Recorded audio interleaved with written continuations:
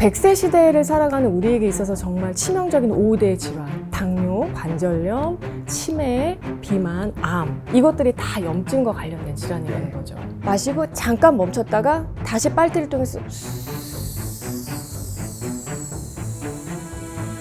네, 많이 물어보신 질문이에요. 제가 뭐 여기저기 염증이 있는데 뭘 먹으면 좋을까요? 그런데 이제 그 중에서도 특히 우리가 조금 섭취했으면 좋겠다 하는 음식이 있는데요. 바로 저는 어떻게 얘기하냐면, 네, 안녕하세요. 운동한 내과의사 닥터입니다. 자, 무려 110만 구독자. 원래도 누나실 것 같긴 한데 정말 유튜버로 누나입니다. 이분. 네. 정세현의 라이프 연구소. 네, 맞습니다. 110만 유튜브 채널 운영하고 계시고 경희대 한의학 박사이신 정세현 한의사 선생님 소개하겠습니다. 네, 안녕하세요. 소개를 워낙 잘해주셔가지고 더 이상 필요 없을 것 같습니다. 예, 반갑습니다. 네, 반갑습니다. 초대해 주셔서 감사합니다. 네. 진작부터 뵙고 싶었는데 여러 채널에서 염증이나 뭐 림프순환 이런 거에 대해서 말씀하신 게 되게 감명 깊고 궁금하기도 하더라고요. 네. 그래서 저희 시청자 여러분들께 좀 소개해 드리면 좋겠다고 생각이 들어서 초대를 하게 됐고, 오늘 만성 염증이랑 림프에 대해서 여러 가지 좀 여쭤보겠습니다. 네네, 여쭤봐 주십시오. 우리가 염증이라고 하면 보통 뭐 다쳐서 부어오르고 뭐 혈관을 공격하고 막 이런 나쁜 걸로 주로 그런 이미지로 생각이 되는데 착한 염증도 있다. 네. 그리고 이제 또 그 중에서 어떤 염증이 좀 우리 몸에 병을 일으키고 주로 또 어떤 병들을 좀 일으키는지 그런 염증에 관해서 설명 좀 부탁드립니다. 네. 염증은 여러분 질환이 아닙니다. 그러니까 염증이 무조건 나쁘다고 생각하시는데 이제 그게 아니고, 염증을요 영어로 하면 inflammation이라고 하고, 이것의 어원은 라틴어로는 inflammeo라고 하는데, 이게 무슨 뜻이냐면은 불을 지르다라는 뜻이거든요. 그러니까 이게 너무 신기한 게요, 한자로도 염증을 쓰면은 불화자 2개를 써요. 그래서 결국은 염증이라는 것은 우리 몸 어딘가에 불이 났다 라는 뜻인데, 네. 그러니까 어딘가에서 자꾸 전쟁이 난 거예요. 그래서 예를 들어서 지금도 우리 몸속에서 수많은 크고 작은 전쟁들이 계속 일어나고 있습니다. 세균이나 바이러스에 대해서 우리 몸을 스스로 보호하고 지키기 위해서 그런 전쟁들이 막 일어나는 건데, 이것을 우리가 이제 의학적인 용어로 면역 반응이라고 얘기를 하고, 그 과정에서 자연스럽게 나타나는 증상이 염증인 거죠. 네. 그래서 사실은 염증은 우리 몸을 스스로 방어하고 지키기 위한 수단이다. 그래서 이것들을 우리는 착한 염증이라고 할 수가 있어요. 자, 그런데 문제는 너무 큰 불이 나거나 아니면은 꺼지질 않고 잔불이 남아서 계속되는 거예요. 이거는 이제 우리가 나쁜 염증이라고 하고, 이때 우리 몸이 굉장히 여러 가지 건강상에 조금 안 좋은 것들이 생길 수가 있는 거죠. 그 나쁜 염증이 주로 이제 예를 들어서 뭐 혈압, 당뇨, 고지혈증이 만성 염증이 될 것 같은데, 뭐 그런 만성 염증이 주로 우리 몸에 어떤 피해를 끼쳐서 우리가 이런 것들을 좀 조심해야 될까요? 만성적으로 계속 염증이 일어나면 이제 그런 것들이 우리 세포에 손상을 주고요. 조직세포에. 그러면서 이제 그게 치유가 되지 않으면 이제 그런 것들이 변이 되면서 뭐 종양화, 암이 될 수도 있는 것이고, 그리고 비만하고 염증은 또 아무 관계 없다라고 생각하시는 분들 많은데 절대 그렇지가 않고요. 비만도 역시 염증 과정의 한 부분이라서 100세 시대를 살아가는 우리에게 있어서 정말 치명적인 5대 질환, 당뇨, 그다음에 관절염, 치매, 비만, 암, 이것들이 다 염증과 관련된 질환이라는 거죠. 치매도 염증 때문에 생기고, 암도 염증 때문에 생기고, 염증 반응이 만성적으로 계속 일어나는 거예요. 그러면서 세포가 계속 손상이 되는 거죠. 네. 심뇌혈관 질환도 염증 때문에 생기니까 사실상 우리가 무서워하는 병들이 다 들어있어서 좀 이런 염증들을 잡아야 될 것 같은데, 아무래도 우리 시청자 여러분들이, 저도 그렇고 먹는 걸로 잡으면 제일 좋거든요, 이게. 다른 여러 가지 방법들이 있겠지만 이런 만성염증들을 좀 낮출 수 있는 음식이 뭐가 있는지 궁금하고, 첫 번째로. 그 다음에 선생님께서 장내 미생물이 또 염증과 관련이 있다 해서 이런 관계도 좀 궁금하고, 그러면 장내 미생물을 키워가지고 우리가 염증을 좀 다스릴 수 있는 그런 음식들은 또 뭐가 있는지 이런 먹는 거 좀 궁금합니다. 네, 많이 물어보신 질문이에요. 제가 뭐 여기저기 염증이 있는데 뭘 먹으면 좋을까요? 뭐 염증에 좋은 음식은 사실 굉장히 많습니다. 그런데 이제 그 중에서도 특히 우리가 조금 섭취했으면 좋겠다 하는 음식이 있는데요. 바로 저는 어떻게 얘기하냐면 반려균을 살리는 음식이에요. 반려균. 네. 뭐 반려견도 있고 요즘에 반려묘도 있고 많지 않습니까? 네. 네, 그런데 이제 사람의 세포수가 한 30쪽이라고 합니다. 그런데 우리 몸 이제 전체에서 같이 살고 있는 미생물의 숫자가 한 38쪽이라고 하니까 훨씬 많죠. 나보다 더 많은. 네. 그래서 정말 무수히 많은 숫자의 미생물들과 뭐 느끼지는 못하지만은 우리가 공생하면서 이제 평생 같이 살아 나가는 거거든요. 그래서 이제 저는 이제 그들을 반려균이라고 합니다. 그러니까 그 표현 참 좋더라고요. 네. 그래서 우리가 정말 좀 염증을 피해가고 싶다 하면은 이 반려균들이 이제 일하고 있는 이 장, 공장, 여기를 집중적으로 공략할 수 있는 음식들을 먹어주는 게 굉장히 좋거든요. 네네. 왜냐하면 이 장내에 있는 좋은 반려균들, 유익균들이 하는 정말 중요한 역할이 자, 첫 번째, 여러분들 다들 관심 있어 하시는 면역을 조절하고 좋게 하는 것들. 네. 그리고 두 번째, 다들 관심 있으시죠? 혈당을 조절할 수 있는. 네, 그래서 인슐린 감수성을 얘네들이 또 조절을 해주거든요. 착한 진짜 반려균이네요. 네, 그러면서 이제 세 번째로 중요한 게 바로 오늘의 주제인 염증을 다스리고 억제하는 데 이제 도움을 준다는 거죠. 그래서 이 공생을 한다는 것이 우리한테는 굉장히 유리한 건데, 근데 문제는 우리가 미생물들이 먹는 음식을 먹어주지 않으면은 얘네들은 굶어 죽어요. 반려동물이니까 먹일 네, 줘야겠죠. 반려균입니다. 살아있는 애들이기 때문에. 그래서 런던에 뭐 킹스 칼리지 네, 대학교의 맞습니다. 어떤 네네. 이제 교수님이 이제 실험을 하셨는데요. 팀 스펙터 교수님이라고 맞아. 이제 제가 네, 알고 네네. 있는데 그 교수님이 너무나 재미있는 실험을 했어요. 네네. 자기 아들을 대상으로. 아. 왜냐면 이거는 좀 건강을 상할 수도 있기 때문에 이제 아들한테 이제 아르바이트로 이제 시킨 건데요. 실험이요? M사의 햄버거를 맥도날드? 유명한 네. 햄버거를 10일 동안 그것만 먹게 한 거예요. 아무것도 먹지 말고 햄버거만 계속 먹게 한 거예요.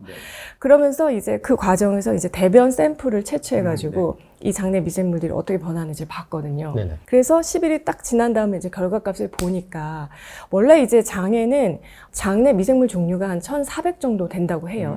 그런데 이제 전후를 비교했을 때 거의 40%가 없어졌고요. 종류수가 네네. 이제 사라졌고, 물론 이 전체적인 좋은 유익균의 수도 같이 감소하는 것으로 나타났어요. 내 소중한 반려균. 네. 그러니까 햄버거 안에는 사실 막상 이 반려균들이 먹을 수 있는 것들이 별로 없다는 거죠. 뭐 양상추 조금 빼고, 네, 나머지는 뭐 패티도 아니고요, 치즈도 아니고요. 싹 죽어버려. 그래서 이제 여기서 말씀드리고 싶은 것이 우리가 반려균을 살릴 수 있는 음식을 챙겨서 먹어줘야 된다. 궁금합니다. 라는 거고, 대략 7가지 정도를 한번 정리해 볼 수가 있습니다. 네네. 네, 첫 번째는 반려균들은요, 정말 통곡류를 너무 좋아해요. 통곡류라고 하는 거는 정제가 되지 않은 뭐 쌀이나 밀 같은 걸 얘기하는 거고요. 그리고 뭐 요즘에 많이 먹는 귀리도 해당이 될 수도 있겠고요. 두 번째는 견과류. 근데 견과류도 되도록이면 속껍질째, 그리고 이제 신선한 견과류를 먹는 게 좋겠고요. 그 다음에 과일류는 껍질째 먹을 수 있는 과일. 그러니까 대표적으로 여러분들 블루베리도 해당이 되고, 체리, 요즘에 체리철인데 체리도 껍질째 먹는 과일이죠. 예. 플러스 저는 뭐 사과나 배도 깨끗하게 씻어서 껍질째 먹거든요. 그래서 껍질째 먹는 과일이 도움이 되고, 그 다음에 이제 채소류 중에서는 특히 뭐 감자나 이런 전분이 많은 채소 말고, 양배추라든지 케일이라든지 이런 엽채류 같은 것들이 많이 도움이 되고요. 그 다음에 이제 역시 콩류. 콩은 사람 몸에도 좋지만 미생물들도 굉장히 중요한 그런 이제 음식 종류가 되겠고요. 어떤 콩류이든 다 좋습니다. 그리고 또 좋아하는 것들이 있어요. 해조류. 한국 사람들은 해조를 많이 먹잖아요. 참 다행이에요. 그래서 뭐 김, 미역, 다시마, 톡 같은 거 마찬가지고요. 그리고 이제 마지막에 여러분 버섯류예요. 네. 기가 막힌다. 네. 그래서 요런 7가지 음식들을 우리가 이제 삼시세끼 먹을 때 조금 신경 써서 좀 골고루 섭취를 해주면서 이 장공장을 집중적으로 공략을 해주면은 반려균들이 살아나면서 그들이 알아서 염증을 잠재우는 어떤 그런 역할들을 한다는 거죠. 너무 신나는 일 아닙니까? 난 그냥 먹어주기만 했는데. 네네. 들으면서 한 가지 인상 깊었던 게 견과류를 껍질째. 생각해보니까 맞는 것 같아요. 네. 그 땅콩을 보통 완전히 어디까지 까야 되는 거죠, 이거? 물론 딱딱한 거는 우리가 먹지 네네, 못하니까요. 그거 정도 베끼고. 네. 네, 그 갈색 얍사리한 거, 그거. 그거는 먹어보자. 네네. 그리고 이제 아몬드 같은 경우는 아예 이제 껍질이 딱 붙어 있는 것들이 있거든요. 그 정도는 이제. 그냥 같이 먹는 거죠. 네네. 속껍질이 딱 붙어 있잖아요. 그래서 그런 것들도 좀 같이 먹어주고. 그래서 껍질째 먹는 음식들이 견과류도 그렇고, 통곡물도 그렇고, 다 도움이 됩니다. 뭐 완두콩 껍질 정도 가능할까요? 아, 좋습니다. 그거 있잖아요. 집 있잖아요. 완두콩. 이거 삶아서 잘 데쳐서 먹으면 네네네. 문제 없을 것 같습니다. 그 안에 보통 이제 집은 벗기고 이렇게 먹는데. 네, 푸콩도 많이 그렇게 먹죠. 예, 예. 네. 집도 한번 어떻게 도전해 볼 수 있지 않을까? 아, 도전해볼 수 있습니다. 네. 왜냐하면 키위도 처음에 말이 안 된다고 생각했거든요. 네. 그 갈색 털 달린 껍질 있잖아요. 예. 근데 요즘에 그거 드시더라고요. 네. 많은 분들이. 간혹 이제 그 털에 좀 알레르기가 있는 분들이 있는데 이제 알레르기 없는 분들에 한해서 드시면은 정말 도움이 됩니다. 네. 그 콩에 옥살산이나 뭐 피틴산 이런 거 좀 우려하시는 분들이 많은데 콩을 많이 먹는 동북아시아인들이 옥살산을 분해하는 반려균이 생긴다고 하더라고요. 네. 네, 정말 말 그대로 이건 반려균이죠. 네. 나도 균들 키우고 균들도 내 몸을 보호해주고. 네네. 반려균은 직접 고안하신 용어인가요? 네. 기가 막히네. 그래서 제가 이제 제 책에도 이제 적어 넣었거든요. 그래서 제가 정말 그 유튜브를 시작한 지 저희 채널 시작한 지 한 5, 6년 정도 된 것 같은데 그때 초창기부터 제가 장 건강에 대해서 얘기하면서 그때 계속 좀 말씀드렸던 게 그 반려균이라는 용어였어요. 개인적으로 굉장히 좋아하는, 그래서 진료실에서 환자분들한테도 계속 그렇게 말씀을 드리면은 훨씬 좀 잘 와닿으시더라고요. 멋진 용어입니다, 진짜. 아, 저도 이제 옥살로박터 같은 거 좀 키우려고 콩 좀 많이 먹어야겠다는 생각이 듭니다. 그런데 아까 비만이 염증 일으키는 거 의외로 모르시는 분들 많다면서 이제 내장지방이죠, 사실. 예, 그 위험성을 이제 말씀해 주셨는데 반대로 또 근육이 적은 것도 염증하고 관련이 있다 이런 말씀도 해주셔서 그거 궁금하고, 그러면 이제 근육을 키우려면 단백질하고 결국 운동일 것 같은데 뭐 운동법들 좀 소개해 주실 수 있으실지. 일단 여러분 근육도 이게 그냥 멋있게 보이고 골격을 유지한다라는 기능 정도로만 생각하시는 분들이 대부분이잖아요, 사실은. 근데 여러분 진짜 놀랍게도 근육은 호르몬 기반입니다. 이것도 정말 근사하지 않습니까? 이 머리끝에서 발끝까지 이 근육들에서 호르몬이 나온다는 거거든요. 2007년도쯤에 그 응용생리학 이제 저널에서 논문이 한번 발표된 적이 있는데 근육 운동을 했더니 그 근육들에서 호르몬이 막 나오더라는 거예요. 측정을 했더니. 그래서 이 호르몬들을 이제 학자들이 마이오카인이라는 이름으로 따로 부르기 시작을 했고요. 그리고 이제 계속 연구를 하다 보니까 이 마이오카인도 종류가 뭐 한 가지가 아니라 거의 한 60개 이상 정도 있다는 것이 이제 알려졌거든요. 그래서 이제 이런 마이오카인들이 어떤 역할들을 하나 이제 살펴보니까 염증을 다스리는 데도 얘네들이 굉장히 큰 역할을 한다는 게 이제 알려진 거죠.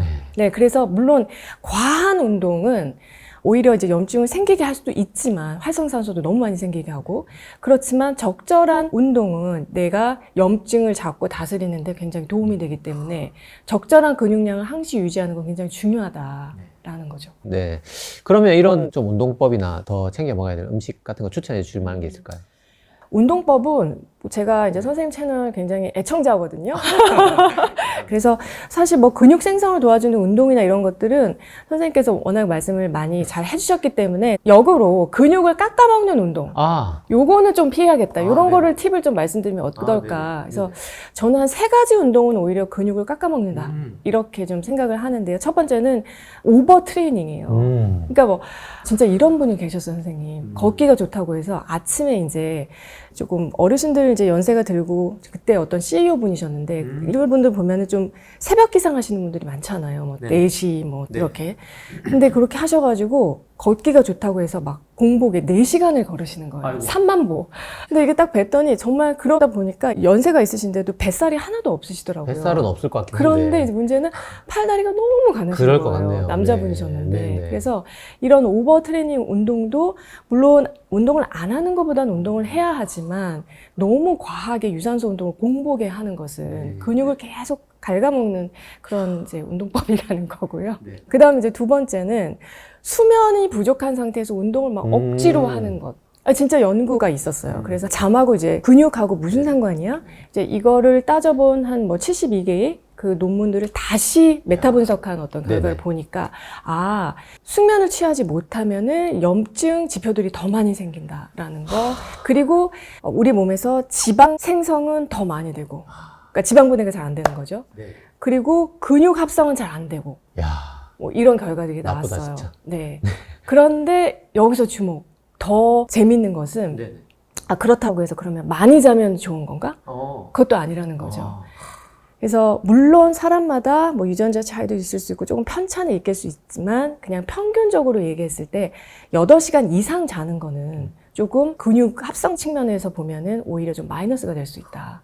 제 채널에 지난주에 그 정희연 박사님 출연하셔서 그분께서 이제 잠을 안 자면 운동을 해도 근육으로 가지 않고 공부를 해도 지식으로 가지 않는다. 명언이십니다. 진짜 수면이 제가 내가 공부를 하면서 진짜 이건 하면 할수록 너무 중요한 것 같아요. 네. 잠을 안 자면 근육은 녹이고 지방은 채우고. 야, 정말 인바디의 그 반대로 가는 게 진짜 수면 부족인 것 같고. 근육을 오히려 깎아먹는 마지막 운동 세 번째는 뭘까요? 세 번째는 영양이 부족한 상태에서 더 막 운동을 하는 것들. 왜냐면 너무 잘 아시겠지만 우리가 특히 근력 운동 같은 거 할 때는 사실은 그 기전이 먼저 근육 이 조직들이 파괴가 되고 난 후에 이제 재합성되는 과정에서 이제 펌핑이 일어나는 거잖아요. 근데 이제 파괴는 됐는데 이제 합성이 재생이 돼야 되는데 영양소가 부족해. 그러면은 근육의 질이 확 떨어지면서 오히려 근육의 노화가 올 수 있는 원치 않은 상황이 올 수 있기 때문에 요 세 가지는 조금 피했으면 좋겠다. 아까 그 CEO 분이 공복에 아침에 수면도 부족하고 영양도 제대로 안 된 상태에서 오버트레이닝까지. 정말 죄송하지만 안 좋은 걸 세 가지를 콤보로 다 하셔서 근감소가 상당히 심했을 것 같고. 그러면 자연스럽게 궁금해지는 게 이런 근력 운동을 하고 나서 채워줄 수 있는 음식 또 제 시청자 여러분 좀 연령대가 있으신 분들이 많아서 고기를 조금 덜 선호하시는 분들도 많이 계실 것 같아서 고기 물론 좋지만 그거 외에도 또 단백질을 우리가 좀 많이 섭취할 수 있는 그런 음식들이 뭐가 있을지 궁금합니다. 저는 이제 그 육류를 좀 잘 못 드시거나 안 좋아하시는 분들께 제일 추천드리는 게 황태예요. 왜냐하면 황태는 이게 이제 만들어지는 과정에서 추운 기온에서 얼었다가 녹았다가 하는 과정에서 이 단백질 조직 같은 게 굉장히 소화 흡수에 용이하게 구조가 좀 바뀌거든요. 그래서 특히 소화력이 좀 약하시고 떨어지시고 하는 분들께는 이제 물을 넣고 황태국을 아주 진하게 고아가지고 이제 그것과 근데 반드시 근육 합성을 하려면 적절한 탄수화물 섭취도 필요하잖아요. 그래서 이제 밥하고 이제 그다음에 이제 황태국하고 같이 드시면은 뭐 소고기 이상으로 도움이 됩니다. 오늘 황태국 완전 조져야겠네. 황태 오늘 그러면 저녁에 먹기로 하고 내일 아침에 먹을 단백질 하나만 더 추천해 주실까요? 근데 뭐 사실 단백질 식품 치면은 굉장히 종류들이 많잖아요. 그래서 뭐 황태도 좋고 뭐 어떤 것이든 다 좋은데 이게 먹는 방법이 중요한 것 같아요. 그러니까 하우투가 되게 중요한 것 같거든요. 그래서 보면은 특히 이제 연세가 좀 있으실수록 단백질 먹어야지 생각은 하시는데 이제 평일에는 그냥 뭐 입맛도 없고 뭐 이제 하다 보니까 그냥 대충 드시다가 막 주말에 막 한꺼번에 막 단백질을 막 포식하고 뭐 고기를 막 왕창 먹고 이러시는 분들이 꽤 많으셔서 그거는 조금 피해야 된다. 그러니까 단백질이 내가 섭취했을 때 그게 정말 근육도 많이 만들어주고 나한테 좀 이롭게 쓰이려면은 이게 조금 균등하게 먹어야 된다. 왜냐면 단백질은 한꺼번에 왕창 폭식한다고 해서 그게 다 쌓이지 않거든요. 그리고 단백질이 들어와서 그냥 이게 근육으로 바로 딱 가는 게 아니고 이게 다 이제 분해가 돼서 대사가 이루어진 다음에 뭐 찌꺼기들은 버려지고 또 이제 근육으로 가는 건데 단백질을 대사하는 과정에 생긴 어떤 찌꺼기들도 있을 거 아니에요. 그런 대사산물을 간이나 콩팥에서 해독을 해야 되는데 너무 한꺼번에 단백질 섭취를 많이 하게 되면 오히려 콩팥 같은 데 부담을 줄 수가 있기 때문에 그래서 하루 만약에 2끼만 드신다면은 단백질 간식을 좀 드시는 걸로 해서 그럼 이제 3번을 나눠서 먹는 거죠. 결국은 3번을 좀 맞추는 게 좋겠네요. 그래서 양은 그냥 이제 암기하기 쉽게 내 몸무게 킬로그램당 단백질 이제 섭취량을 한 1g, 그러니까 1대1로 이제 생각을 하면은 내가 만약에 뭐 60kg면은 단백질을 하루에는 60g 정도는 먹어야 되는 거죠. 근데 내가 막 활동이 많거나 운동을 계속 하시는 분들은 한 1.5배까지 먹어도 되니까 단백질을 90g까지 정도는 먹어도 되거든요. 그럼 이제 그걸 3번에 나눠서 먹는 게 좋다라는 거죠. 30g씩. 그 다음에 두 번째는 단백질도 이게 똑같은 단백질이 아니거든요.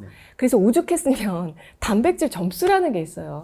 행복은 성적순이 아니잖아요. 얘기하지만 이게 단백질이 이제 아미노산이라는 작은 단위로 이루어져 있고 거기에 보면은 필수 아미노산이라는 게 있어서 이제 우리가 스스로 이제 합성을 못하기 때문에 꼭 먹어줘야 하는 아미노산이 한 대략 9가지가 있는데 우리가 어쨌든 단백질을 먹었을 때 그 단백질 음식 안에 필수 아미노산이 많이 있어야 우리 몸에 들어와서도 이제 쪼개진 다음에 다시 단백질로 합성이 되는데 그 필수 아미노산 중에 뭐가 이렇게 부족하면은 잘 단백질로 합성이 안 되거든요. 그래서 그렇게 필수 아미노산이 다양하게 좀 많이 들어있는 식품 순으로 이제 성적을 매겨가지고 단백질 점수라는 거를 만들어 놨는데요. 그래서 PDCAAS라고 하는 뭐 이제 대표적인 뭐 그런 것들이 있는데, 그래서 거기서 보면 계란 같은 게 또 점수가 높고요.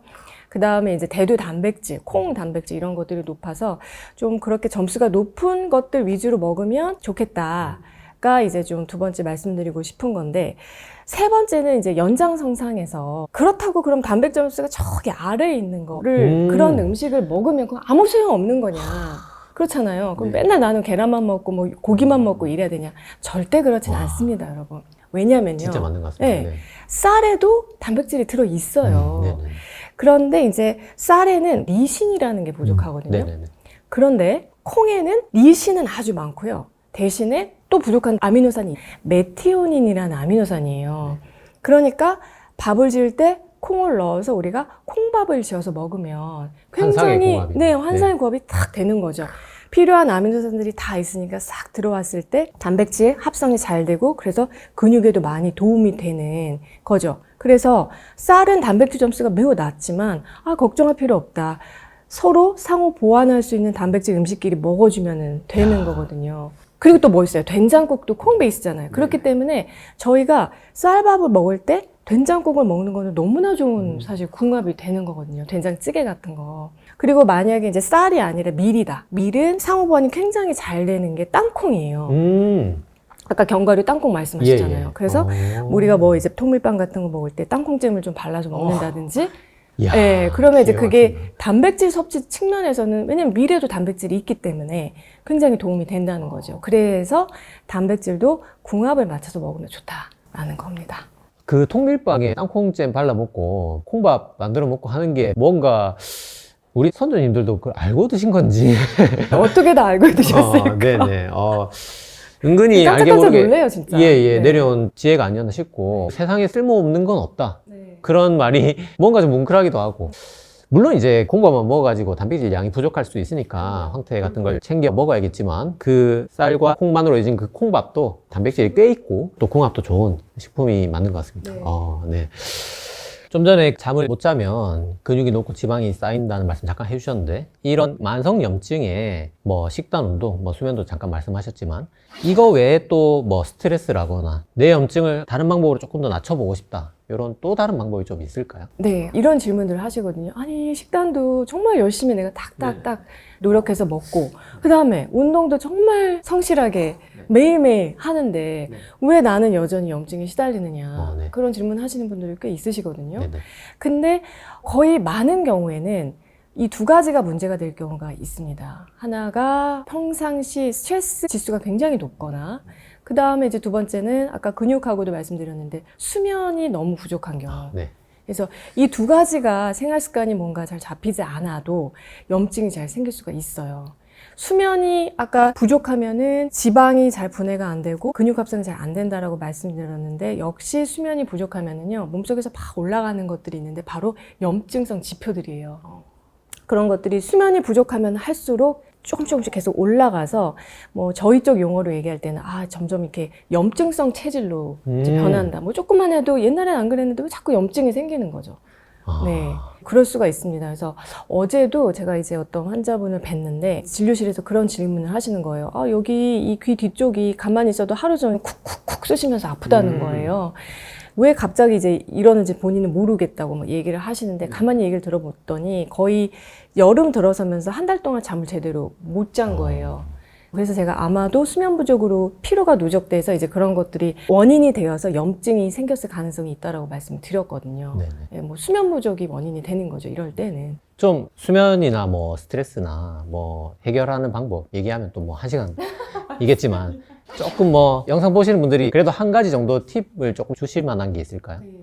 수면이 단순히 그냥 뭐 뇌신경의 문제라고만 생각하는 경우가 있는데, 사실은 저는 이제 뇌보다 그 밑에 횡격막부터 봐야 된다고 생각을 하거든요.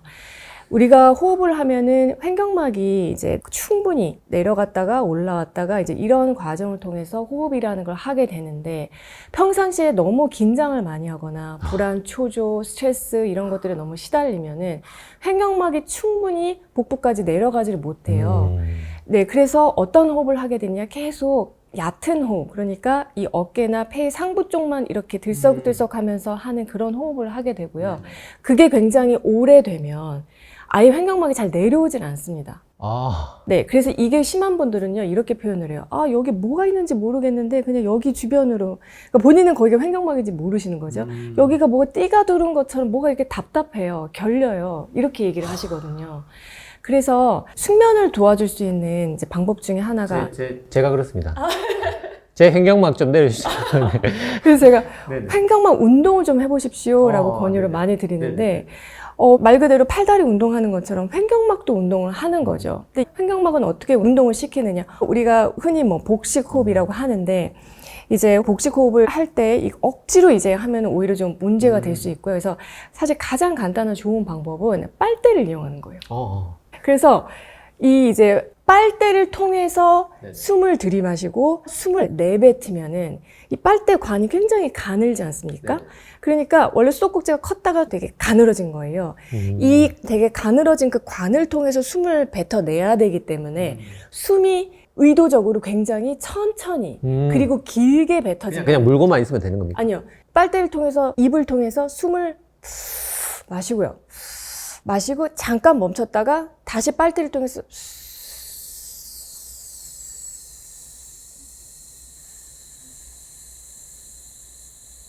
더 이상 숨이 쉬어지지 않을 때까지 뱉어내는 거예요. 그 과정에서 횡격막이 충분히 이제 이완이 됐다가 다시 올라갔다 이제 이걸 반복하게 돼요. 근데 이걸 할 때 컵을 대고 하면 좋은 이유가 물론 그냥 해도 되지만요. 컵을 대고 하면 내가 그 숨이 나가는 압을 일정하게 유지할 수 있어요. 왜냐면 귀에 들리기 때문에. 그러면 한 번에 숨 훅 뱉는 게 아니라 내가 그 소리의 그 세기를 일정하게 유지하면서 들으면서 후 하기 때문에 훨씬 더 뭐랄까 마음의 안정도 빨리 되고요. 그러면서 어떻게 됩니까? 날숨이 좋아지니까 당연히 부교감신경이 활성화될 거 아니에요. 그러면서 이렇게 잠이 오는 그런 원리거든요. 제가 방금 해보니까 코로 자꾸 숨이 쉬어져서 처음 연습할 땐 코를 좀 막고 해야겠네요. 이게. 네. 그래서 만약에 그게 안 되시면 코를 좀 막고 하시고 입으로 들이마시고 잠깐 멈췄다가 입으로 다시 뱉어내는 거를 이제 그게 한 사이클이거든요. 이거를 한 6번 정도. 천천히 쉬어집니다. 네. 근데 만약에 혹여나 하다가 어지럽거나 약간 핑 돌거나 그러면 이제 그때는 다시 코로 숨 쉬는 평상호흡을 하다가 그리고 다시 좀 해주시면 그만두면 됩니다. 되니까. 네. 네네. 그리고 나면은 정말 어떤 느낌이 드냐면요. 이걸 한 6번 정도 하잖아요. 그러면 이렇게 몸이 땅에 촥 가라앉는 느낌? 역시. 네. 약간 해파리 같은 거. 네네네. 그런 느낌이 듭니다. 그러면서 이제 이완이 되고 안정이 되면서 잠을 훨씬 좀 빨리 들 수가 있어요. 저는 프로 불면러기 때문에 안 해본 게 없습니다, 정말. 근데 진짜 말씀하신 대로 딱딱해요. 제가 긴장하고 있는 정도가 제가 불면증 영상 찍은 게 대략 6, 7년 전인데 그때 제가 공부하면서 알았어요. 진짜 힘을 세게 주고 있었구나, 온몸에. 그래서 진짜 이거보다 훨씬 정말 진짜 막 깔아질 정도로 몸에 진짜 해파리가 돼서 바닥에 녹아 내려갈 정도로 힘을 빼야 되는구나 하는 걸 알았고, 그게 또 말씀하신 대로 의도로 하려면 잘 안 되잖아요. 이게 내가 뭔가를 하는 건 결국 힘이 들어가는 행위이기 때문에. 그래서 이제 복식호흡이 도움이 된다 해서 그것도 많이 해봤는데 이거 좋네요. 이게 저절로 천천히 쉬어지네요, 진짜. 네. 그래서 횡격막 운동하는 습관을 들이고 모든 운동이 그렇지 않습니까? 뭐 한 번만 한다고 되는 게 아니라 꾸준히 하면은 횡격막에도 근력이 생겨요. 네, 그래서 여러분들이 이 횡격막 운동을 호흡을 통해서 좀 꾸준히 해주시면 그러면 반드시 수면에도 도움이 될 거라고 생각합니다. 예. 와, 이거 진짜 꿀팁인 것 같습니다. 네.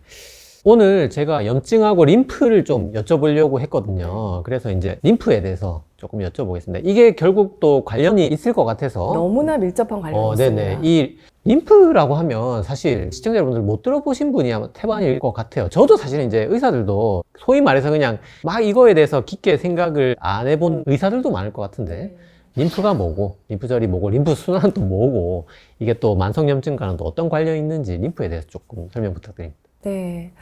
여러분들이 뭐 림프는 많이 못 들어보실 수 있지만 혈관은 많이 들어보셨을 거예요. 혈관, 혈액순환. 우리 몸에는 정말 무수히 많은 혈관들이 쫙 뻗어 있고요. 그런데 그거보다 훨씬 더 조직적으로 더 많이 가지를 뻗고 있는 게 바로 림프관이거든요. 그래서 둘 다 순환이 잘 돼야 되는데 각각의 역할이 있어요. 그래서 큰 틀에서 보자면은 혈액순환, 혈관은 우리 몸에 어찌 보면 상수도 시스템 같은 역할을 합니다. 혈액 속에 이제 산소하고 영양분을 싣고 몸 조직 곳곳에 가면서 공급을 해주는 거죠. 네네. 이제 그에 비해서 림프관 같은 경우는 하수도 시스템 역할을 한다.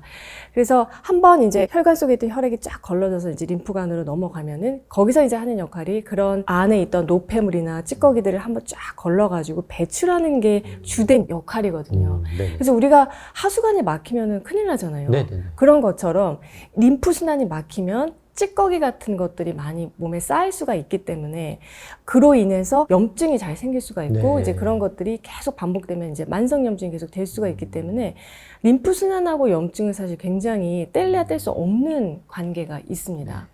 그래서 사실 그동안에 보면 이제 의학계에서도 혈관이나 혈액순환에 대한 연구들은 많이 되었지만 림프나 림프관에 대한 연구들이 이제 최근 들어서 이제 점점 더 조금 되고 있는 그런 추세인 것 같아요. 그런데 이제 한의학에서는 혈액순환이 안 돼서 미세혈전이 생기고 미세혈전이 생기면 더 순환이 방해가 될 거 아니에요. 그거를 이제 저희 용어로는 어혈이라고 얘기를 하는데 그에 비해서 림프 같은 경우에도 순환이 안 되면서 생기는 찌꺼기들이 있거든요. 그거를 담음이라고 하고요. 아. 네. 그 담하고는 다른 건가요? 아, 담 결리는 거? 네. 네, 그거랑은 좀 달라요. 그러니까 그 우리 혈액 순환계라고 하는데 그 하나의 거대한 순환 시스템이 있고 그거만한 시스템이 하나 더 있다는 거죠. 그쵸. 예, 그게 림프고. 그리고 서로 이런 보완작용을 하는 거예요. 아, 네네네. 하나는 운반해주고 하나는 걸러주고. 그러니까 이제 걔가 또 순환이 안 되면 염증이 당연히 생길 것 같고. 네. 그리고 림프가 면역이나 염증과 직결된 또 하나의 이유가 있는데요. 면역 세포들이 림프액 속에서 활동을 많이 해요. 네, 그래서 아시겠지만 뭐 B셀, T셀 뭐 이런 것들이 이제 활동을 하는 주 무대가 되는 곳이 림프액이기 때문에 림프 순환이 원활하지가 않으면 면역 반응도 지연이 되거나 아니면 떨어지거나 이제 문제가 된다는 거고, 그리고 그런 면역 과정에서 생긴 염증 찌꺼기들, 죽은 뭐 세포의 시체들, 그리고 뭐 세균이나 바이러스들 뭐 처리되지 못한 것들이 다 그냥 이제 림프관으로 넘어가서 걔들이 막 이제 돌아가다가 림프절에 탁 도착을 해서 그럼 이제 처리가 되는 보통 그런 시스템인데, 이 순환이 원활하지 못하고 계속 교통체증이 있고 이제 정체가 되면은 이제 그런 것들이 계속 축적이 된단 말이죠. 그럼 이제 축적이 되면은 그 물질들을 인해서 다시 또 감염이 재발하거나 아니면은 염증이 재발할 수 있는 그런 조건이 됩니다. 그러니까 저희 쪽에서 얘기하는 그 림프계 역할 이제 크게 세 가지가 지질의 운반, 네, 중성지방 뭐 킬로미크론, 그 다음에 이제 말씀하신 B셀, T셀, 이제 B림프구, T림프구, 뭐 NK셀까지 요즘에. 그 다음에 이제 림프 부종, 네, 그 책을 담고 있는, 네, 그 정도 역할 세 가지, 아마 동일하겠죠, 당연히. 예, 일맥상통할 것 같고. 이름이 이제 B림프구니까 걔는 당연히 림프에 있을 것 같고. 요즘에 또 NK셀이 뭐 암하고도 또 관련이 있다고 하니까 그런 나쁜 물질들을 좀 잡아먹고 처리하는 그런 면역계의 총체일 것 같은데, 이런 미세하게 손상된 것들이 또 누적이 될 수 있다는 게 참 우리가 이 림프를 간과해서는 안 되겠다는 생각이 들고, 그러면 이게 뭐 누적이 됐다, 예를 들어서 뭐 림프 순환이 나빠졌다, 그러면 우리가 좀 그걸 알아차릴 방법이 있는지, 그다음에 어떻게 하면 그런 정체가 되는 건지, 그러니까 나빠지는 이유나 나빠졌을 때 우리가 알아차릴 수 있는 뭐 전조 증상 같은 것들이 좀 있을까요? 네, 물론 이제 정확한 진단은 병원에 가서 진단을 받으시는 게 맞는데, 그냥 이제 내가 일상생활에서 조금 이제 그런 건 아닌가라고 의심해 볼 만한 그런 증상들 뭐 한 대략 3가지 정도 이제 말씀을 드리면, 림프 순환이 안 될 경우에는 아침에 딱 일어나서요, 체중을 재보면은요, 체중이 증가해 있어요. 그러니까 원래는 우리가 보통 보면은 아침에 일어나서 이제 화장실 한번 갔다 온 다음에 공복 상태에서 체중을 대면은 그 전날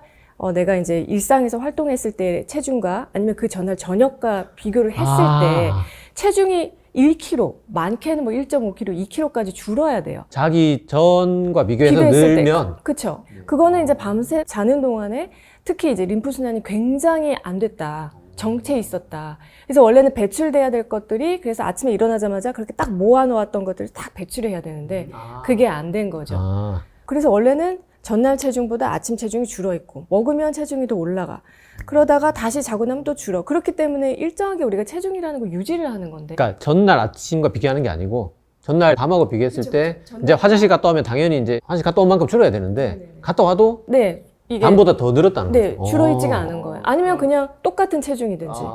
그러면 똑같은 체중이나 늘어있으면 그날 또 뭐 먹으면 또 늘어날 거 아니에요. 계속 계단식으로 더 계속, 올라가겠네. 예, 계속 늘어나는 거죠. 어. 네, 그거는 좋게 체중이 늘어나는 게 아니죠. 자기 전보다 자고 일어나서 는 그분은 진짜 병원 가보셔야 될 것 같은데요. 그러면 이제 내가 느낄 때도 몸이 굉장히 무겁고, 그리고 뭐 다 이제 부어있는 느낌이고, 그래서 실제로 이제 부종이 많이 발생할 거고, 물론 부종도 뭐 콩팥에 질환이 있거나 심장에 질환이 있거나 여러 가지 다른 기질적인 질환 때문에 부종이 생길 수도 있지만, 그래도 이 림프 정체도 역시 부종의 한 원인이 될 수 있다. 그래서 정말로 물만 먹어도 살이 찐다 뭐 이런 분들 진짜 있으시잖아요. 그 말이 그 림프 네. 부종 환자를 얘기하는 거예요. 네. 근데 정말 저는 그럴 수 있다고 생각하거든요. 그렇네요. 물론 약간의 과장은 있을 수 있지만 뭐 물만 드시진 않으셨겠죠. 그럴 분이 99%겠지만, 네네. 그렇지만 실제로 난 정말 먹은 게 요만큼밖에 안 되고 그냥 물 먹었는데 그냥 그게 바로 부종이 되면서 이제 계속 악순환이 되는, 그래서 이제 헛살이 찌는 그런 경우들이 있거든요. 그래서 그런 것들이 하나의 사인이라서, 아, 내가 요즘에 좀 그런 증상이 있는 것 같다. 몸이 굉장히 무겁고 나른하고 그렇다라고 하면 한번 의심해 보면 좋을 것 같고요.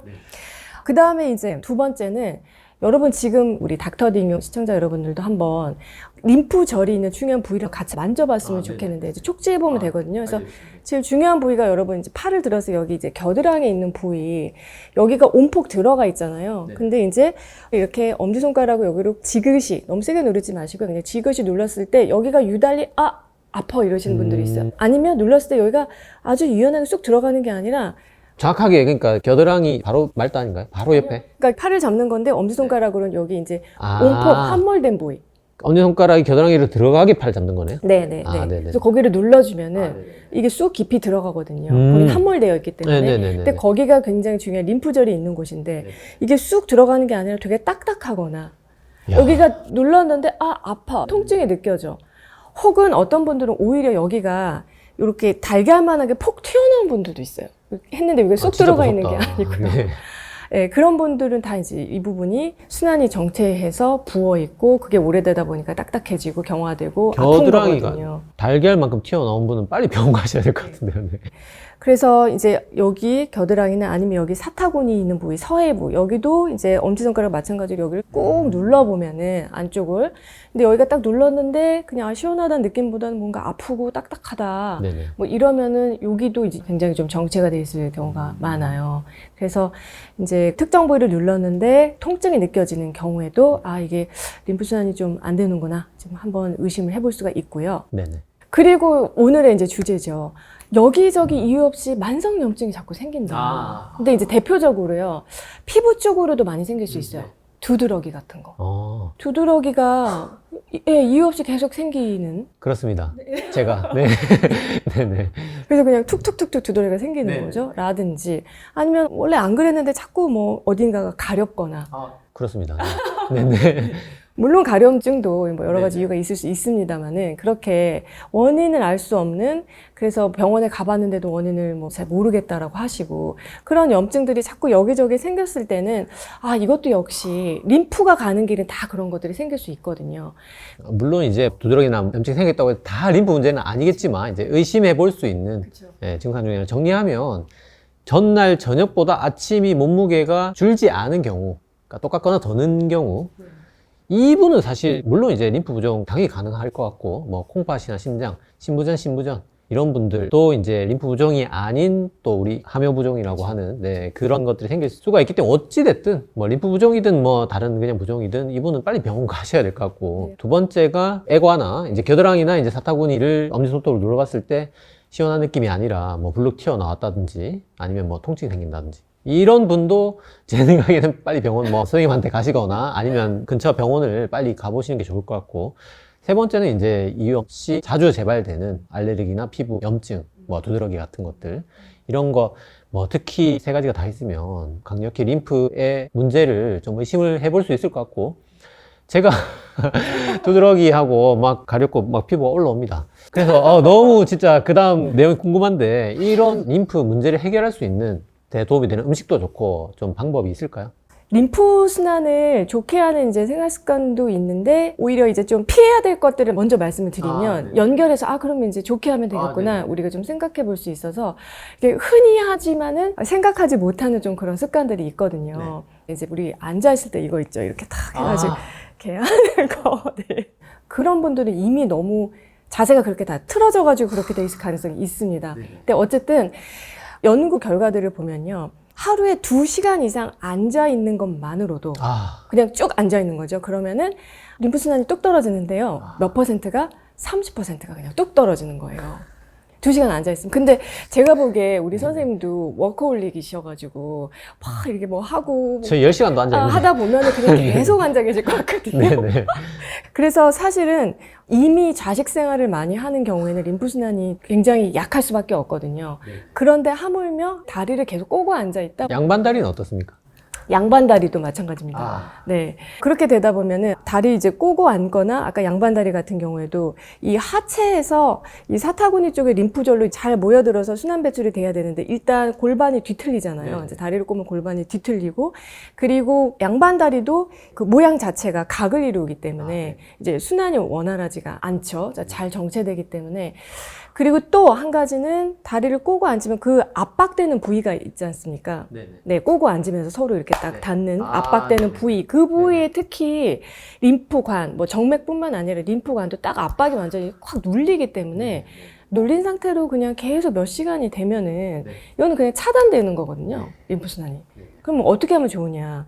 일을 안 할 수 없잖아요. 그래서 제가 그냥 하는 방법은 이제 되도록이면 1시간에 한 번씩은 그냥 일어나서 좀 기지개를 켜주고 몸을 좀 움직여준다 라는 거. 그런데 만약에 그 상황이 여의치 않을 때는 앉아있는 상태에서 그냥 양 다리를 쭉 뻗어서 발목 돌리기를 천천히 해주면 그것만으로도 굉장히 도움이 되거든요. 그래서 그 자식 생활하는 중간중간에 좀 그런 것들을 활용해 보면 좋겠고요. 그 다음에 두 번째, 참 요즘에 그 안마기들이 많이 있더라고요. 그것도 안 좋나요? 집에도 이렇게 편안히 앉아가지고 이렇게 마사지 같은 걸 많이 하는데 이 안마기로 마사지를 이제 하다 보면은 압이 센 경우가 의외로 많아요. 네, 왜냐면 대부분은 다 근육 마사지를 하거든요. 그러니까 근육이 이제 딱딱하게 뭉치니까 그 근육을 어떻게 해서든 풀어주기 위해서 이제 마사지기 압이 굉장히 세거나 그리고 아니면 실제로 마사지 샵에 가서도 막 엄청 세게 막 비틀고 뒤틀고 막 멍이 들고 근데 이런 경우는 모두 다 사실은 림프순환에 있어서는 정말 최악이에요. 네. 정말 다 림프관을 망가뜨리는 방법이거든요. 림프관이 모세혈관보다 훨씬 더 섬세하기 때문에 그리고 림프관은 뭐 동맥처럼 깊은 곳에 있는 게 아니라 훨씬 더 위쪽에 진피층하고 이 피하지방 사이 그 중간쯤에 있기 때문에 근육보다 위에 있거든요. 그래서 이거를 근육 마사지 하는 것처럼 막 뒤틀고 이런 식으로 하다 보면은 그 위에 있던 아주 그 섬세한 림프관들이 손상을 입을 수 있어요. 네, 정말 뽀사질 수가 있거든요. 그리고 거기에 또 중요한 림프관들에는 정맥처럼 다 밸브가 있기 때문에 망가질 수가 있어요. 그래서 그렇게 이제 마사지를 계속 강한 압으로 빡빡 밀듯이 뭐 아프도록 멍이 들도록 그런 마사지 방법을 하다 보면은 림프관이 점점 망가집니다. 림프순환이 점점 안 되는 거죠. 다리가 오히려 점점 붓는 거죠. 근데 그러면 어떻게 해야 되느냐? 방법은 사실은 어떤 도구나 기구를 쓰는 것보다는 손으로 하는 게 림프 측면에서는 가장 좋고요. 왜냐하면 압을 내가 스스로 조절할 수 있기 때문에. 그리고 항상 빡빡 미는 게 아니라 부드럽게 쓸어주는 방식으로, 그러니까 피부를 그냥 쓰다듬어주는 그런 느낌으로 그냥 해주셔야 되고요. 그리고 속도는 너무 빠르게 하는 게 아니라 천천히 하면서 지그시 한다라는 그런 느낌으로, 그리고 더 중요한 거는 좀 꾸준히 그렇게 해주시면 매일마다 특히 림프순환이 잘 안 된다고 여기시는 분들은 그런 마사지를 스스로 내가 좀 내 손을 이용해서 해주시면은 도움이 많이 되고요. 야, 근데 다리 붓는다고 그것 때문에 마사지 하시는 분들 많을 건데 더 부을 수도 있겠네요. 네, 처음에는 시원할 거예요. 처음에는 당장을 받고 나면은 굉장히 시원한 느낌이 드니까 좋은가 보다라고는 하지만, 네, 그러니까 이게 근육은 풀릴 수 있지만 림프는 망가질 수 있다라는 거라서 압을 좀 부을 수도 있다는 거. 조절해야 되기 때문에 세게, 더 세게 이제 이렇게 가면 이거는 안 된다는 거죠. 림프 순환에 안 좋은 게 두 가지인가요, 그러면? 그리고 이제 하나는 먹거리. 네네. 먹거리가 더 요게 중요하죠. 궁금합니다. 정말 림프를 망가뜨리는 탁하게 하는 그 최악의 음식을 조금 말씀드리면 딱 그냥 한 단어로 달고 기름진 음식이에요. 네, 달고 기름진 음식 너무나 맛있지 않습니까? 네. 왜냐하면 아까 선생님께서도 말씀하셨지만 이제 탄수화물이 가는 경로와 지방이 분해돼서 가는 경로가 다르거든요. 근데 이제 기름진 음식, 그러니까 대부분 이제 지방인데 그런 것들은 다 림프관을 통해서 흡수돼서 들어와서 거기서 쪼개져서 대사돼서 이제 나가는 그런 경로로 가기 때문에 어떻게 돼요? 기름진 음식을 많이 먹으면 포화지방 같은 걸 많이 먹으면 저탄고지한다고 많이 그런 것들을 먹으면 살은 좀 빠질 수 있지만 림프액이요 정말 탁해져요. 네, 그래서 탁해지면 당연히 순환이 늦어지겠죠. 왜냐면 고지방 음식을 먹고 나면은 이제 그런 것들 다 림프액 안에서 처리를 해야 되는데 지방이 분해되고 난 그 대사산물들이 다 그 안에 있을 거 아니에요. 엄청난 거죠. 그래서 달고 기름진 음식, 뭐 대표적으로 뭐 튀김류도 있을 수가 있고요. 또 뭐가 있을까요? 맛있는 달고 기름진 음식이 뭐 빵과자 아이스크림. 네. 그렇죠. 네네. 뭐 그런 것들, 뭐 유지방 있는 그런 아이스크림들, 그리고 막창, 대창, 뭐 그리고 뭐 도넛류도 대표적으로 달고 기름진 거거든요. 네네. 그리고 이제 케이크라든지 그리고 이제 뭐 자장면도 달고 기름진 음식. 안 돼. 네. 그러니까 이제 보면서 아마 점점점 이제 화나실 수 있어요. 아, 그러면 네. 이것도 먹지 말고 저것도 먹지 말고 네. 그럼 뭐 어쩌라는 거냐. 근데 이제 저는 그냥 그래요. 뭐 사실 먹는 것도 낙이기 때문에 근데 중요한 거는 뭐 절대 먹지 마라 보다는 우리가 좀 먹는 횟수를 좀 줄이고 그리고 이왕이면은 같은 거라도 좀 대체해서 먹으면 좋겠다. 그러니까 유지방이 가득한 아이스크림보다는 요즘에는 유지방을 확 줄이고 그 안에 원래 그 재료의 성분을 더 함량을 높인 젤라또 같은 것들이 있거든요. 젤라또는 훨씬 더 낫다는 거죠. 그리고 기름진 아주 어떤 그런 삼겹살보다는 목살이 훨씬 낫다라는 거고 막창이나 대창보다는 곱창이 더 낫다라는 거죠. 네. 곱창, 와, 네. 감사합니다. 네. 근데 이제 제대로 곱을 쓰는 것이야겠죠. 네. 그래서 조금 이렇게 대체해서 먹는 것이 좀 현명하게 먹는 것 같아요. 목살에 젤라또 조지겠습니다. 그리고 또 그런 게 있잖아요. 우리가 달고 기름진 그 자체만으로도 림프에는 악영향이지만 기름진 음식을 먹다 보면은 이게 기름지기 때문에 자연스럽게 짠 거를 먹게 되거든요. 네네. 김치를 막 같이 먹는다든지. 왜냐면 느끼해서 그것만으로 사실 먹기 힘들어요. 그래서 이제 그렇게 되다 보면은 당연히 평상시보다 염분 섭취량이 굉장히 많아질 거고 그러다 보면은 우리 몸에도 세포 외액이 막 늘어나면서 림프 정체가 이어질 수 있고요. 네, 그리고 그 기름진 맛을 커버할 수 있는 게 짠맛만 있는 게 아니라 단맛도 역시 기름진 맛을 그러니까. 커버할 수 있어서 걔들은 항상 따로. 네, 기름진 것만 먹으라 그러면 잘 못 먹어요. 근데 기름지지만 거기에 단짠을 더하면 한도 끝도 없이 먹게 되거든요. 그래서 같이 먹으면 그런데 더 문제가 된다는 거죠. 왜 이렇게 맛있는 것들은 다 몸에 안 좋은지 모르겠는데. 사실 이제 목살에 젤라또를 역시 조지면 안 될 것 같고. 네. 가끔 드십시오. 가끔, 네네. 그런 차원에서 가끔 먹고 또 이제 그거보다는 조금 바꿔서 이렇게 먹어보자는 말씀이었던 것 같고. 피하는 차원의 림프 건강에 좀 도움이 되는 음식들을 말씀해 주신 것 같고, 조금 내가 적극적으로 해볼 수 있는 마사지. 아까 뭐 부드럽게 좀 쓰다듬어 주라고 말씀 잠깐 해주셨는데, 그 림프를 좀 관리할 수 있는 마사지 방법 좀 설명해 주실까요? 네. 림프는 일단 혈관이나 혈액순환하고 가장 큰 차이점이요. 림프에는 심장이 없어요. 그러니까 혈액순환은 심장처럼 짜주는 박동기관이 있기 때문에 자발적인 힘으로 의해서 순환이 되지 않습니까? 네네. 그런데 림프는 심장이라는 기관이 없기 때문에 자발적 순환이 안 되고 오로지 그냥 우리가 움직이는 어떤 움직임에 의해서 이게 순환이 되거든요. 그래서 아까 횡격막 움직이는 것도 하나의 이제 방법이 되는 거고 그러네. 그렇기 때문에 다시 얘기하면 밀고 나가는 힘이 약하기 때문에 정체하기가 훨씬 쉽고요. 그리고 한번 정체했을 때 이거 뚫고 다시 나가기도 되게 쉽지 않고요. 그렇기 때문에 림프순환이 좀 안 된다고 하면은 물리적인 압을 내가 가해 주어서 그게 이제 마사지 같은 방법이 되겠죠. 그리고 또 중요한 거 한 가지는 이 혈관하고는 다르게 림프관은요 일방통행이에요. 그래서 혈관은 동맥이 가고 정맥이 또 오고 이렇게 상행선, 하행선 이제 이렇게 되지만 림프순환은 모두 다 일방통행, 원웨이입니다. 그러면 한 번 막히면 이거는 굉장히 좀 어려울 수 있고 그리고 중요한 거는 내가 그 가는 방향과 역주행을 하게 되면은 내가 마사지를 열심히 하는데 내가? 네, 마사지는 열심히 하는데 가는 그 방향이 아니라 내가 그 방향을 원웨이가 어떻게 지금 되는지 모르니까 역방향으로 내가 열심히 마사지를 하면은 안 하느니만 못한 결과가 되죠. 예전에 뭐 그런 짤이 있었는데 이때는 여자친구 거죠. 머리를 이렇게 쓰다듬어야 되는데 이렇게 쓰다 맞습니다. 예, 예. 너무 적절한 비유신 것 같아요. 헤어지겠죠. 네. 네. 그래서 가는 길이 있기 때문에 림프가 좋아하지 않습니다. 그 이상한 방향으로 하면. 그래서 우리가 좀 그 방향을 알고 마사지를 해야 되거든요.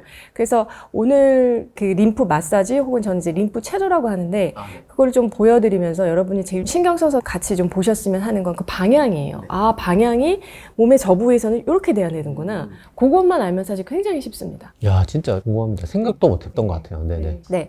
그래서 크게 이제 림프 체조로 네 부위로 나눠서 한번 해볼게요. 그래서 위에서부터 아래로 내려올 건데 이 위쪽에는 가장 많은 림프절들이 모여 있어요. 림프절이 한 500개 정도 되는데 한 300개 정도가 이 목, 이 귀, 이 어깨 쪽에 모여 있거든요. 이제 그 이유가 왜냐면은 눈, 코, 귀 이 점막을 통해서 바이러스나 세균들이 들어오기 때문에 이거를 직접적으로 방어하기 위해서 여기에 집중적으로 좀 몰려 있어서 이 위쪽을 풀어주는 게 사실 굉장히 또 중요합니다.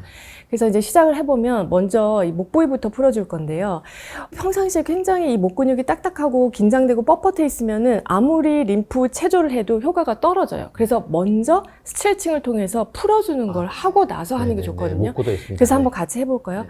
굳어 있으니까 이렇게 천천히 목을 왼쪽으로 오른쪽으로 돌려주는 스트레칭을 좀 해서 이렇게 좀 풀어주시고요. 네.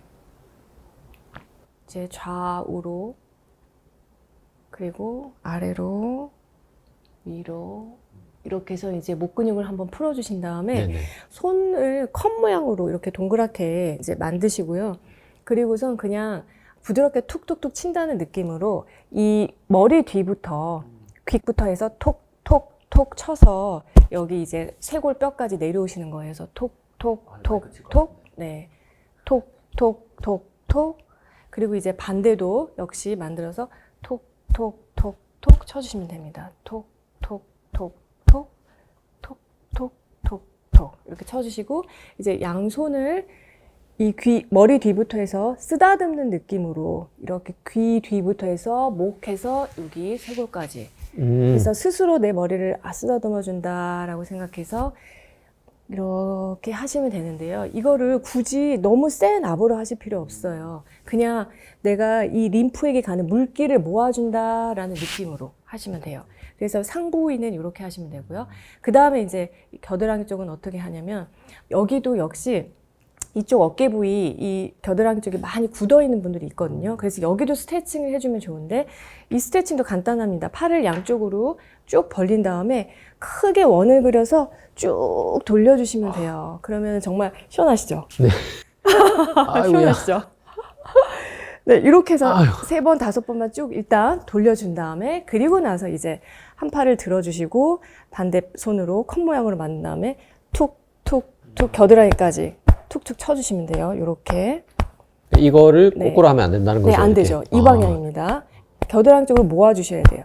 이렇게 쳐준 다음에 쓰다듬듯이 이렇게 둘, 셋 이렇게 해주시고 반대쪽도 마찬가지입니다. 톡톡톡톡 톡톡톡톡 이렇게 해서 이제 3번 정도 해주시고 그 다음에 이 방향으로 쓰다듬듯이 둘, 셋 해주시고요. 안 끝났어요. 여기 이제 이 가슴부터 가슴도 마찬가지예요. 가슴도 툭툭툭툭 방향이 가슴부터 겨드랑이 방향으로 이렇게 모아주는 거예요. 이렇게 하고 마찬가지로 쓸어줍니다. 쓸어줍니다. 이렇게 반대도요.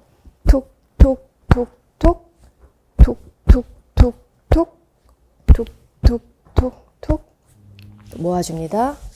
모아주세요. 부드럽게 모아주세요.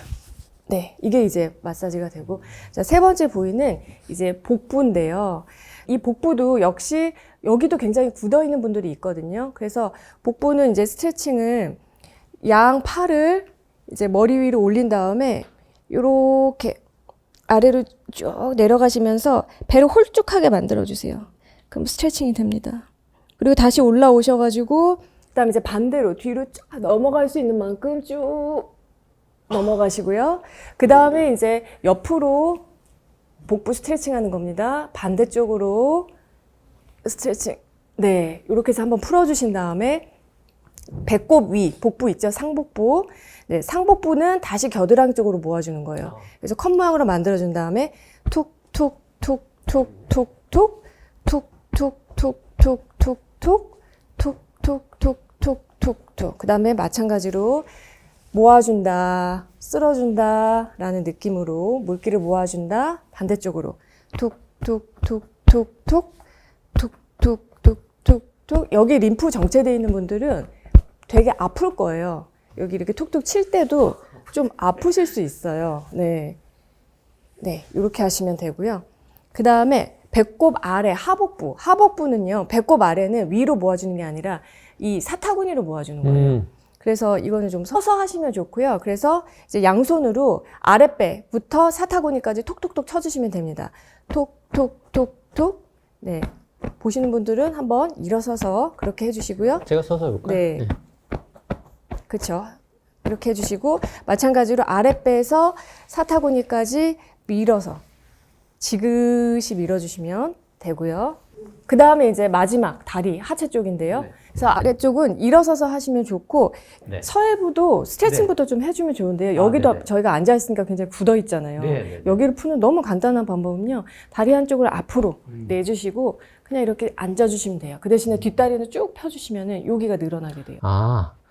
얘를 펴주는 거네요? 네네, 그쵸. 이 뒷다리를 쭉 펴주시면은 이 앞쪽 서해부가 늘어나게 됩니다. 이렇게 해주시고 네네. 또 마찬가지로 반대도 오른쪽을 내밀면 왼쪽이 스트레칭. 네, 무게는 여기를 지탱하시고 뒷다리를 쭉 뻗어주시면 여기가 스트레칭 됩니다. 그래서 스트레칭을 해준 다음에 양 다리를 어깨 넓이로 벌려주시고요. 그 다음에 아까 손은 컵 모양으로 만들고 무릎 뒤에 오금부터 톡톡톡 쳐주시는 거예요. 그래서 톡톡톡 허벅지 뒤쪽으로 따라서 엉덩이 해서 앞쪽에 사타구니까지 이런 길로 마사지를 해주시면 됩니다. 아, 시원합니다. 네. 그래서 이렇게 한 3번 정도 톡톡톡톡 쳐주시고요. 엉덩이로 싹 그다음에 돌아서? 네, 네. 싹 마사지하는 느낌으로 이렇게 해주시고 네, 그 다음에 무릎 안쪽에도 중요한 림프질이 흘러서요. 마찬가지로 사타구니까지 툭툭 쳐주시고요. 한 3번 정도 쳐주시고요. 네, 그 다음에 마사지 하는 것처럼 손으로 지그시 쓸어주시면 사타구니 쪽으로 림프액이 모이게 돼요. 네, 이렇게 해주시면 되겠습니다. 끝인가요? 네. 네. 감사합니다. 그러면 방금 뭐 3번 두들기고 3번 밀고 맞나요? 꼭 그 횟수가 정해진 건 아닌데 뭐 그 정도를 일단 시작해 보시면 좋을 것 같아요. 금방 뭐 너무 5분에서 5분에 10분 정도면 충분할 것 같은데 매일 하면 되나요, 그러면? 네, 매일 꾸준히 해주시면 좋고 네, 저녁에 자기 전에 하셔도 좋고 아침에 일어나셔 하셔도 좋아요. 제일 중요한 건 거꾸로 하면 안 된다는 거. 네, 림프가 우리 몸에 미치는 영향부터 해서 어떻게 하면 나빠지는지 또 관리하는 방법, 그리고 마지막에 이제 림프 마사지 하는 방법까지 전부 다 배워봤고, 오늘 참 백신만 유튜브님께서 제 채널에 출연하셔서 정말 제가 개인적으로 좀 궁금했던 것들도 많이 들을 수 있었던 좋은 시간이었고, 만성염증, 림프순환 좀 잘 관리해야겠다는 생각이 듭니다. 네, 오늘 출연해서 감사드리고 다음에 정세현 한의사 선생님 모시고 또 좋은 내용으로 찾아뵙기로 하고 오늘 영상 모두 마치도록 하겠습니다. 네, 감사합니다.